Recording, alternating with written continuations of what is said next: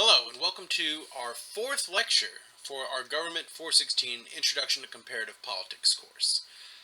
This week, we are looking at the other side of regimes, right? So last week, we talked about democratic regimes, right? And most of the countries in the world are actually not democratic regimes. So we're going to be looking at variations within democratic regimes and how democratic regimes come to power, stay in power, and lose power. So we're going to be getting into a lot of really interesting stuff this week, and there's going to be a whole wide variety of things we're going to get into. So sit back, take out your notebook, take some notes, and away we'll go. All right, first we need to lay out some groundwork, right? We need to do some definitional work.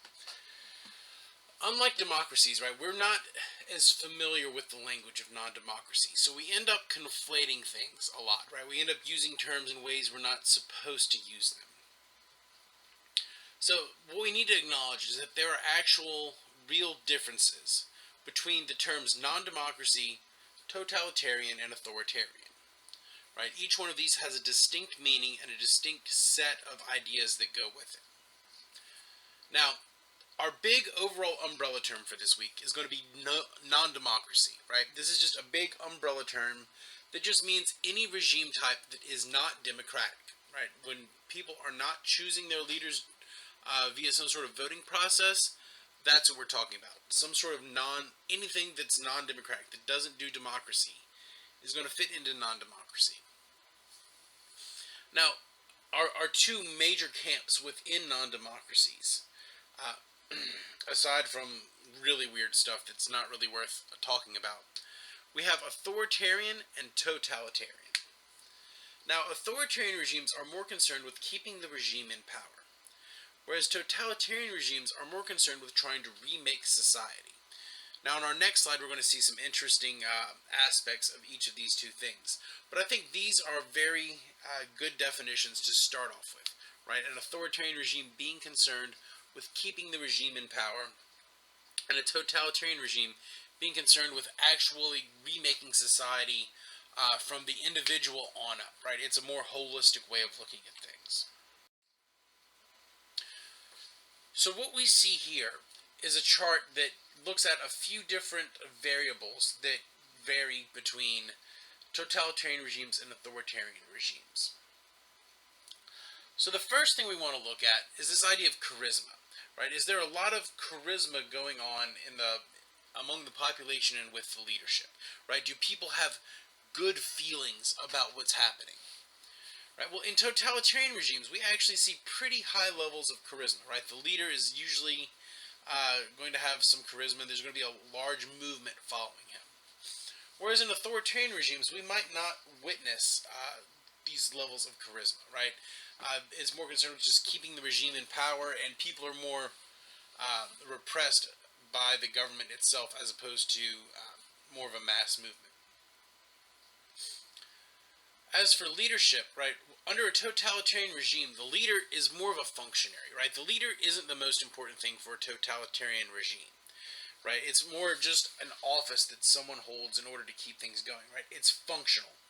Whereas under an authoritarian regime, there's oftentimes loyalty directly to an individual, right? The individual can have much more impact on the system, right? People end up being loyal to a leader within an authoritarian regime. Whereas in the totalitarian regimes, we don't see that direct loyalty quite as much. This next question is the ends of power, right? Where is power derived from within these different systems, right? For the totalitarian regime, what we see is that much of the power, right, much of the approval of the regime comes from the public at large, right, from some sort of large-scale movement. Whereas under authoritarian regimes, the power is derived from a small group of people, right? It'd almost be said to be private power, right? The regime itself might be more private than totalitarian regime, right? Totalitarian regimes encompass all of society, whereas these authoritarian regimes are much more limited. Now, contrary to what we might think, right, within totalitarian regimes, there's actually fairly low levels of corruption, right? People aren't as corrupt when there's an entire revolution and a movement attached to it, right? People want to stick to their official ideology as opposed to being concerned with being corrupt. Whereas on the other hand, there is a lot of corruption seen in authoritarian regimes, right? It's a much more private, small group, and they're going to try to keep themselves in power, right? So we're going to see a lot more corruption go on under authoritarian regimes. As for ideology, right, totalitarian regimes have a distinct official ideology they try to hymn to, and they try to use to remake society. Whereas authoritarianism is more about just keeping yourself in power and making lining your own pockets. It's not concerned with trying to remake society. It's concerned with just keeping on as it is. As opposed to this idea of limited pluralism, right, allowing other people to compete within the political system. Right, for a totalitarian regime, there would be no pluralism at all. No one else matters except for the regime, right, the one-party regime, which we'll talk about in a little while. Whereas under authoritarian regimes, you can actually see some levels of limited pluralism, and this can be used to keep the regime in power, right? So you can actually use some small democratic maneuvering to keep the authoritarian regime in power, and we'll talk about why this is towards the end of the lesson. And finally, we have this question of legitimacy, right? Does the public support the regime? Well, for a totalitarian regime, generally yes. The regime is considered to be legitimate, at least in the beginning, right? People have to support the regime to bring it in power, right? It's this big mass of action that's going on to put the totalitarian regime in power and to make remake the entirety of society. Now, we don't have much legitimacy seen in authoritarian regimes. They're just private people trying to keep themselves in control and keep themselves in the means of power. So it's a much different system.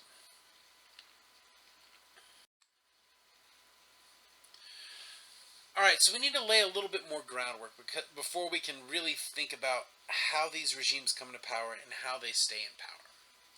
Right, so our first question, and this is something I want you to think about, and maybe think about posting a forum about this, right? Maybe start a conversation, right? What is it that leaders want, right, across any type of regime? Right, this is something we really need to think about, right? Because we need to be deliberate in the way we're thinking about how politics happens. So what we're going to assume, and I think this is a fair assumption, and let me know what you think about this, is that all leaders, no matter what, they want to stay in power or at least keep their people in power.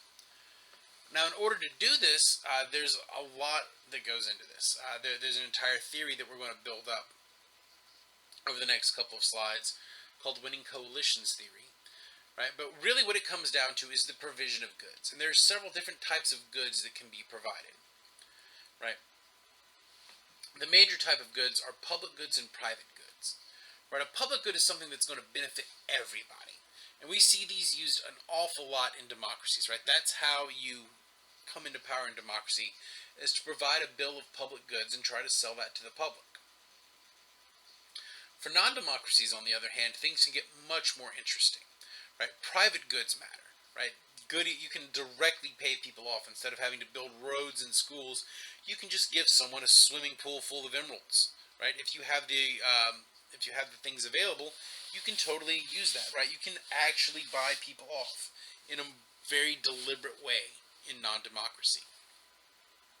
So this is something that we need to think about and hold in the backs of our minds as we move forward and look at winning coalitions theory. Now, winning coalitions theory is a rather elaborate theory. It's also called selectorate theory, and it was created by a guy named Bruce Bueno de Mesquita. Right? This guy is a professor at NYU. He does a lot of really interesting work with game theory, and he's created this theory that actually has a whole lot of explanatory power about how international politics functions. Right? So within any society, BDM has identified that there are two groups. There's the electorate and the selectorate. Now, the electorate is anyone who's capable of picking a leader. So in a democracy, the electorate would be everyone who's allowed to vote. In a non-democracy, right, in a war-torn state, the electorate could very well be anyone who has a gun, right, or anyone who has troops that they can move around, or something like that. On the other hand, the selectorate are the people who actually do select leader, right? They're the ones who put their backing behind a leader. So right now, the selectorate in America is anyone who voted for Barack Obama, right? But in a war-torn regime, right, that hypothetical war-torn regime we were talking about, where anyone who had a gun was the electorate, right? The selectorate would be all of the people who point their guns in the same direction as the leader, right? So they pick the leader by being on his side. All of his troops would be the selectorate, right? Now we get into the question of how do you stay in power, right? You have to pay off your electorate and your selectorate in order to remain in power. So as we talked about in the previous slide, the way you pay off the electorate and the selectorate is by providing public goods. Whereas in a non-democratic regime, an authoritarian regime, you can use private goods, right? You can directly pay people off, right? So this leads to all sorts of interesting questions about how do you stay in power, right? By being able to provide private goods, you get to dig into things like paying someone more than the other side to get them to flip to your side, right? This is where you get a lot of backstabbing politics going on, and it's really fun to talk about. And I'd love to start another discussion with y'all. So please, if you have any questions on this, please email me. In fact, I'd really encourage y'all to post in the forum about this. We haven't been using the forum as much as I would have liked so far. In fact, I don't think we've used it. But if we would move in that direction, that'd be really great. And I think this is a great place for us to start moving in a more collaborative class fashion. Alright, so now that we've got some groundwork laid, let's start talking about the different regime types for non-democratic regimes. There's 4 major types we're going to focus on this week, but this is by no means exhaustive. I have a list that if I can find a digital copy of it, I'm going to put it online for y'all. It's a list of just various regime types that have been identified within political science. And I think at last count it had something like 80 different regime types on it, right? And most of those were non-democratic. I think 60 of them were non-democratic. So there's lots of different ways of slicing this pie, right? A lot of different ways of thinking about regimes. But we're going to pick 4 major types because I think the 4 types we're going to look at better get at what's going on in non-democracies, right? So we're going to look at these 4 types. We're going to look at one-party regimes, which, spoiler alert, it's all in the title there. We're going to look at military regimes, which again are more of your military dictatorships, right? I'm not saying that the people who named these things were that inventive, but at least they're getting at what's going on, presenting it right on the face value. We're also looking at personalist regimes, right, where people are loyal to a single leader. And finally, we're going to look at bureaucratic authoritarianism, which is a really interesting spin on a military regime that has a particular goal in mind. But we'll talk about that when we get there. All right, so here we go on different regime types. So first off, we're going to look at one-party regimes, right? These are also known as movement regimes. Right, aka movement regimes. So this involves some sort of movement or political party that's got revolutionary fervor, right? They can come into power through military coup or election, right? They're a little bit more flexible in how they come to power, right? Some of these one-party regimes have been democratically elected. Other times they just seize the means of power. But one of the things that's really important is that there's definitely revolutionary fervor attached. People go crazy for this new revolutionary idea. And there's usually some sort of totalitarian leanings involved with one-party regimes, right? Because the party controls this big mass movement. They control the ideology. So the one party is really big into remaking society based on the revolution. And there's no pluralism, right? No one else is allowed to compete within the political system. So this, right, the one-party regime has a central idea based around an established one-party ruling. right? So our various central ideas can range from fascism to communism on the other end, and both of these have been established before. But once the party actually comes into power, right, they try to remove any types of bifurcations in society, right? They try to unite society for the revolution, right? But they often run into problems, right? Pushing forward a revolution is one thing, but learning how to administer once you're in power is a whole other problem. And this sometimes causes the regimes to break down, right? They become unable to administer themselves. So some good examples for one-party regimes. Nazi Germany is clearly one of the ones we lean to. Another one is the Soviet Union, right? The USSR. And also the People's Republic of China, right? These big mass movement countries.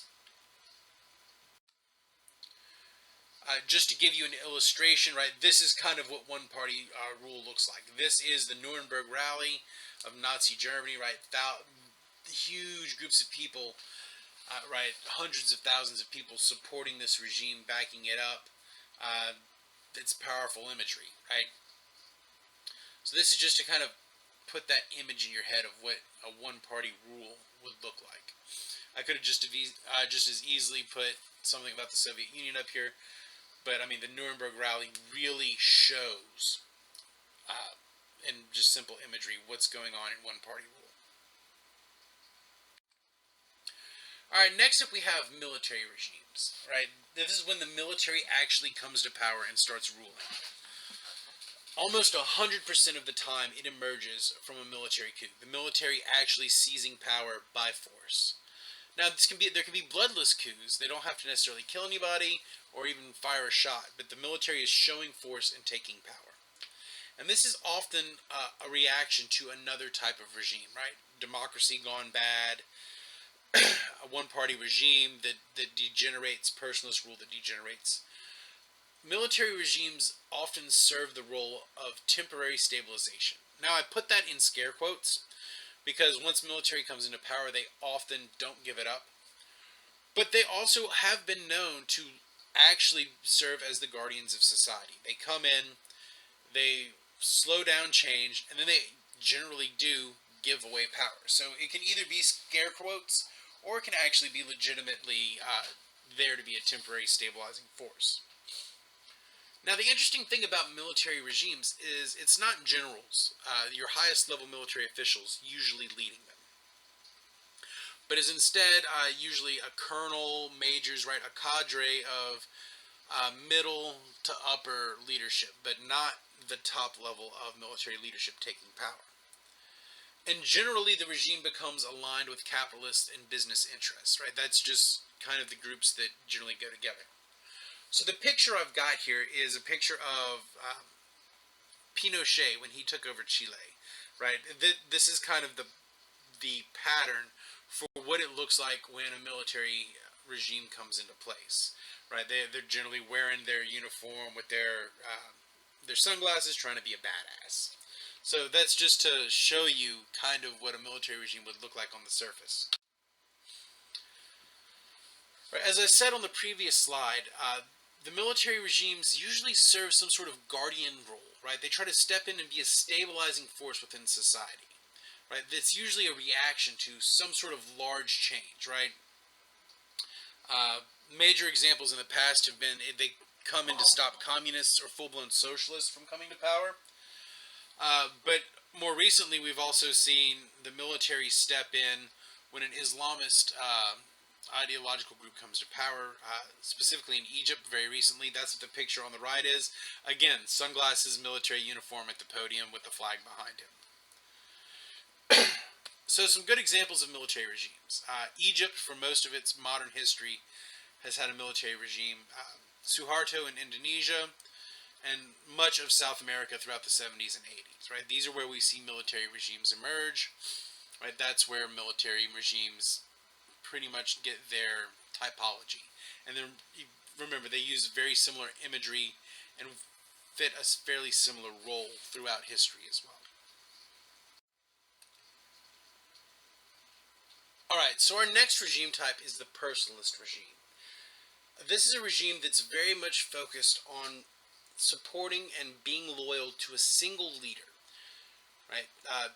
There's usually little to no party structure involved in this, right? And what party structure is involved is created to support the leader, right? It's all about personal loyalty to a leader. It's right there in the title, personalist regime. Now, there's several different ways that this can be expressed. The two major ways of doing this are patrimonial and charismatic. A patrimonial regime actually views the leader as the father of the country, right? He is your father. He is there to help you, protect you, guide you, right? This is a very powerful regime type that's seen primarily in pretty degenerated places. North Korea, it was also witnessed in Haiti under Baby Doc Duvalier. Right, patrimonialism can be pretty brutal, but people end up loving the leader, or at least they're afraid of the leader. Right, and if this is in place over a long period of time, it can become very degenerated. Right, think North Korea today. On the other hand, you have charismatic leaders. Right, these are leaders who, just by the sheer force of their personality, draw people to them. Right, this is right how massive one-party regimes could get started, right, because of a charismatic leader. But generally, if they don't have a party structure to back them up, right, the charismatic leader ends up existing, right, and everyone just follows him, and then once he dies, everything kind of starts to break down. Where we see charismatic leaders, some great historical examples are Benito Mussolini in fascist Italy. We've also seen a lot of charismatic leadership qualities come from Hugo Chavez. And as we've witnessed, once Chavez died, Venezuela starts to break down a little bit. But one of the major things we need to think about with personalist regimes is that they're often viewed as degenerate forms of the other types of leadership, right? Someone ends up emerging from a one-party regime or a military regime as a singular leader, and people become loyal to him as opposed to his ideology or his party. So this is treated as kind of the worst case scenario type of non-democratic regime. So I mentioned a couple of examples in the previous slide. You've got Mussolini on the left as your charismatic leader, right? Big, posing, powerful man. And on the right, you've got your personalist regime with Kim Jong-un. Yeah. With a bunch of cheese, because, yeah. So these are right visualizations of what's going on. I probably should have picked a picture of great leader doing something else, but the cheese picture spoke to me. Alright, so what we have here is bureaucratic authoritarianism. Right, this is our final type we're going to look at this week.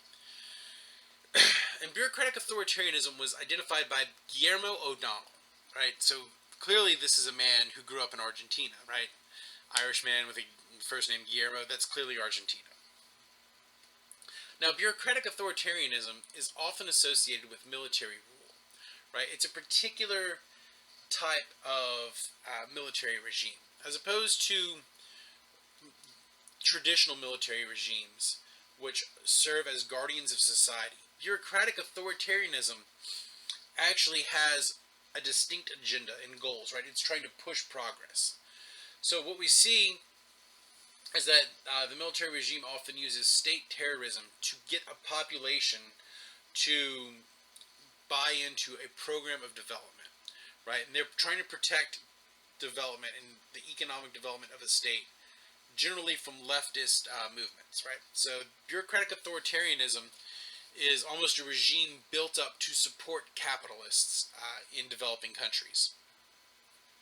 And it also serves to discipline the population within the regime, right? They're distinctly there to keep people in line, to make sure they stick to the regime. And where we've seen this is mostly in South America. We mentioned Pinochet's Chile earlier, and his is kind of the classic bureaucratic authoritarian regime. We've also witnessed it in Argentina and Brazil. We've seen it in South Korea. Right? We've seen it in many places. And it's a very powerful way of helping an economy to develop and helping a country to develop. Once the end goal is reached with bureaucratic authoritarianism, right? Once you've actually developed, you also see the military step back, right? The military no longer pushes, right? They might go towards democracy, right? A little less concerned with maintaining power and more concerned with maintaining development. All right, so what we've got here is this idea of competitive authoritarian regimes, right? And that, on the surface, sounds a little crazy, right? The fact that you could have competition within an authoritarian regime. But it actually exists for a distinct purpose, right? The major question where this shows up is how do non-democracies survive a world that's democratizing around them, right? There's been these waves of democracy when bunches and bunches of countries become democratic. And the question is, how does an authoritarian regime try to survive in that environment?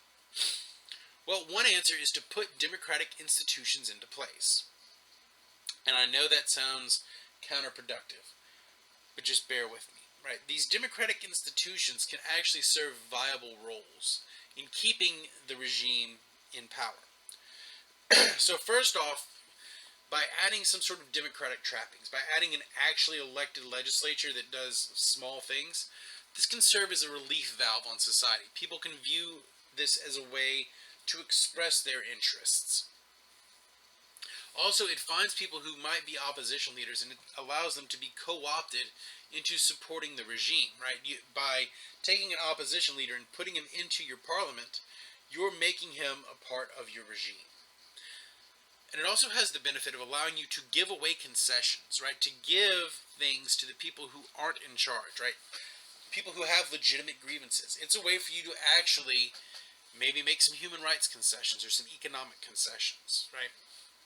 It gives you a way to do that. It gives authoritarian regimes a way to give these concessions. Competitive authoritarian regimes are generally occurred, right? They generally are observed within the military regimes and within one-party regimes. Personalist regimes, right, don't really try to democratize to some degree in order to stay to power, right? They generally have loyalty directly to the leader. But in military and one-party regimes, it's often useful to create democratic institutions in order to help the regime survive, right? It's been witnessed, particularly in the work of Jennifer Gandhi, that when you have some form of competitive authoritarianism, right, some sort of competition within authoritarian regimes, this actually increases regime durability. The regimes stick around longer. But on the other side, it also makes life at least marginally better for the populations, right? So things get better. And as things get better, and we'll talk about this in a couple of weeks, people have less to complain about, right? So it actually makes a true transition to actual viable democracy less likely to occur. I know that seems counterintuitive, but when we talk in a couple of weeks about political economics and political culture and the idea of greed and grievance and changing regimes, you should begin to be able to see why, by giving power and giving some democracy to the people, you end up actually securing the regime for itself. So let's start to draw some conclusions for this week. Right? Let's try to tie this all together. First, we have observed that there's a lot of variation in what's going on in non-democracies. Right? Democracies may have a few different levers that you can twist, but non-democracy can have wide variations. Also, we should begin to realize that democracy is not the only game in town. Right? We, as Westerners who grow up in democracies, love to talk about democracy and talk of democracy as if it's the greatest thing ever. But it's not the only thing out there, right? There's other things, and we need to understand how they work as well. So this work on non-democracies, and especially competitive authoritarianism, this is actually stuff that's pretty new and being looked at now. So in the coming weeks, we're going to look at the difficulties of becoming democratic, right? Moving from non-democracy to democracy, right? So next week we have political culture, and then the week after that we're going to talk about political economics. So both of those are going to tie into the difficulties of becoming a democratic country. Right. So as a reminder, our quiz is going to be due Thursday at midnight. The next lesson should be up next Friday morning. Also, please email me your book selections for your papers. I need to know this as soon as possible. So I'm expecting these to be in by next Thursday night at midnight as well. So please email me. Also, use the forums. Begin to start some discussions with each other in this class, right? You're not just doing this on your own. There's other classmates in there. If you have questions, please post in the forums or email me, right? I want this class to start becoming more and more social, as opposed to us all just sitting and watching these videos, right? So your quiz will be up shortly. Your other quiz, it'll be due next Thursday at midnight, and I think that's pretty much it. So I hope everyone has a good week, and I look forward to hearing from y'all, every single one of you, this week. All right. Thank you, and have a good week.